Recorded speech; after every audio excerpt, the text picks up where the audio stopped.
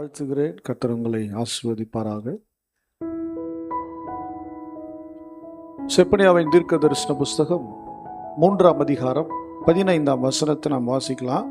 கர்த்தர் உன் ஆக்கினைகளை அகற்றி கர்த்தர் உன் ஆக்கினைகளை அகற்றி சத்துருக்களை விலக்கினார். உன் சத்துருக்களை விலக்கினார். இஸ்ரவேலின் ராஜாவாகிய இஸ்ரவேலின் ராஜாவாகிய கர்த்தர் கர்த்தர் நடுவிலே இருக்கிறார். இனி தீங்கை காணாதிருப்பாய். அல்லேலூயா. யோசியாவின் நாட்களிலே தேவன் தம்முடைய தாசனாகிய செப்பனியா என்கிற தீர்க்கதரிசியின் மூலமாய் கர்த்தர் அங்கே பேசுகிறதை பார்க்க முடிகிறது. யோசியாவின் நாட்கள்ல நான் ஏற்கனவே பேசியிருக்கிறேன், மறுபடியும் மீண்டும் ஒரு சின்ன இன்ட்ரோ. யோசியாவின் நாட்களில் வாழ்ந்த மக்கள் கர்த்தருக்கு பிரியம் இல்லாமல், அவருடைய தகப்பன் நாட்களில் பிரியம் இல்லாமல் வாழ்ந்தனால தேவன் அவர்களை சில தண்டனைகளுக்கும் சில பிரச்சனைகளுக்கும் ஒப்பு கொடுக்க வேண்டிய நிர்பந்தம் உண்டாயிற்று. ஆனால் யோசியாவினுடைய அந்த கீழ்ப்படிதல், தேவ பயம், விசுவாச வாழ்வு, கர்த்தருக்கு பயந்து நடந்த அந்த நடக்கையை பார்த்து தேவன் செப்பனியாவின் மூலமாய் பேசுகிற வார்த்தைகள் தான் இவை. கர்த்தர் உன் ஆக்கினைகளை அகற்றினார், அகற்றுகிறார், அகற்றுவார் என்று நாம் பார்த்தோம். நம்முடைய தவறுகளினாலே, நம்முடைய மீறுதலினாலே தண்டனைகளும் சில பிரச்சனைகள் நமக்கு வருது. மீறுதலினால, துணிகரத்தினால, பாவத்தினால, சில பெருமையினால, சில கீழ்ப்படியாமையினால சில ஆக்கினைகள் நம்ம மேல வந்து விழுது. அந்த ஆக்கினைகளை நாம சில நேரம் சகித்து கொள்ள முடியல, அதை தாங்கிக் கொள்ள முடியல, அதை கடந்து போக முடியல. ஆனால் தேவ சமூகத்தில் வரும்போது தேவன் அந்த ஆக்கினைகளை மாற்றுகிறார். ஆகாப்ப கர்த்தர் அழிச்சிருவான்ட்டார். ஆனா எலியா மூலம் தான் பேசுறார். ஆனா அழிக்கல.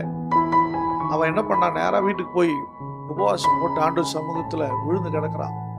உடனே ஆண்டவர் சொல்றாரு, பாத்தியா பாத்தியா அவன் எப்படி தன்னை தாழ்த்திட்டான் பாத்தியா, பயந்துட்டான் பாத்தியா, அவன் கீழ்படுத்திட்டான் பாத்தியா அப்படின்னு சொல்றார்.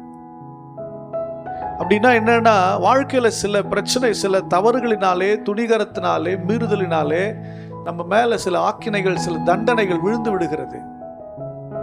அந்த தண்டனைகளிலிருந்து விடுதலை ஆகணும் அப்படின்னா நம்ம தேவனுடைய பாதத்துக்கு வரணும். கர்த்தர் உங்கள் ஆக்கினைகளை மாற்றி போடுவார். அல்லேலூயா. சமாதானத்தை உண்டு பண்ணும் ஆக்கினை அவர் மேல், அந்த தண்டனை அவர் மேல் விழுந்தது. ஆகவே நாம் சமாதானம் பெற்றோம். அல்லேலூயா. இப்போ தண்டனைகள்லாம் அவர் வாங்கிட்டார். ரெண்டாவது நம்ம அடுத்த லைன் பார்த்தோம், உன் சத்துருக்களை அவர் விலக்கினார். சத்துருக்கள் எந்தெந்த விதத்தில் இருக்கிறாங்க, எப்படி இருக்கிறாங்க, என்ன ரூபத்தில் இருக்கிறாங்க, எந்த வடிவத்தில் நம்ம வாழ்க்கையில் வராங்க அப்படிங்கிறத நம்ம பார்த்தோம். அப்போ கர்த்தர் நம் நடுவிலே இருக்கிறார். நம் நடுவிலே இருக்கிற கர்த்தருடைய அந்த வல்லமை, மகிமை பெரிதானது. ஆனால் ஆதியில் எப்படி இருந்தார்? ஆண்டவராகிய தேவன் இந்த பூமியை சிருஷ்டித்து, இந்த பூமியில அதிலே ஒரு தோட்டத்தையும் ஸ்பெஷலா சிருஷ்டித்து ஆதாம் ஏவாள் கையில தேவன் கொடுத்தார். இவைகளை நீங்கள் ஆண்டு கொள்ளுங்கள் என்று சொன்னார். இவைகளை நீங்கள் ஆண்டு கொள்ளுங்கள் என்று சொன்னார். எல்லாத்தையும் கொடுத்தார். ஆனா ஒண்ணு மட்டும், இது நடுவில் இருக்கிற இந்த நன்மை தீமை அறியத்தக்க கனியை மட்டும் என்ன பண்ணாதீங்க, சாப்பிட்றாதீங்க. எல்லாம் நீங்க சாப்பிடலாம். கவனிங்க. அப்போ அந்த தோட்டத்தில் இருக்கிற அந்த ஒரு பழம் அவங்களை இழுக்குது, வசீகரிக்குது. அதை சாப்பிட்டாச்சு. இப்போ தேவன் அங்க இருந்தாரா இல்லையா? இருந்தாரா இல்லையா? இருந்தார். ஆனா அவங்கள துரத்தி விட்டார். கவனிங்க.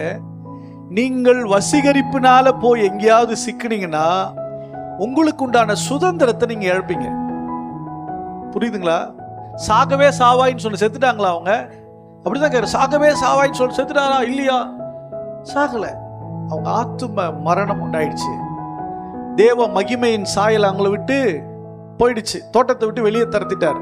இப்போ தேவனுக்கும் மனிதர்களுக்கும் என்ன ஆயிடுச்சு? ஒரு பெரிய பிளவு உண்டாயிடுச்சு. தேவன் இந்த மனிதனை உண்டாக்கினதே வசனம் சொல்லுகிறது, இந்த ஜனத்தை எனக்கென்று ஏற்படுத்தினேன், இவர்கள் என் துதியை சொல்லி வருவார்கள். இந்த மனுஷனை உண்டாக்குனதே மனிதனோடு பேசுறதுக்கு, உறவாய் இருப்பதுக்கு. இந்த பூமி முழுவதையும் மனிதனுடைய கையில இதை நீங்கள் ஆண்டு கொள்ளுங்கள், இது எல்லாம் உங்களுக்கு தான் அப்படின்னு சொன்னார். அப்ப ஆண்டு கொள்ள கொடுத்ததை இந்த மனிதன் ஆண்டு கொள்ள திராணியற்று போயிட்டான். கவனிங்க, இங்க இருக்கிற எல்லா மனிதர்களுக்கும் தேவன் ஐஸ்வர்யத்தையும் ஆசீர்வாதத்தையும் சம்பத்தையும் மேன்மையும் கனத்தையும் கீர்த்தியையும் புகழ்ச்சியும் வைத்திருக்கிறார். அல்லேலூயா. அதை நீங்க ஹேண்டில் பண்ண தெரியலன்னா யாரும் ஒன்றும் செய்ய முடியாது. எல்லாம் உங்களுக்கு இருக்குங்க, ஆனா அதை உங்களை என்ன பண்ண முடியும், உங்களால தக்க வைத்துக் கொள்ள முடியவில்லை, நிலையா வச்சுக்க முடியல. சில பேர் ரட்சிக்கப்படுறது ரிசீவ் பண்ணாம இருக்கிறீங்க, ஓகே, ஆனா ரிசீவ் பண்ணதுக்கு அப்புறம் அதை தக்க வச்சுக்க தெரியணும்.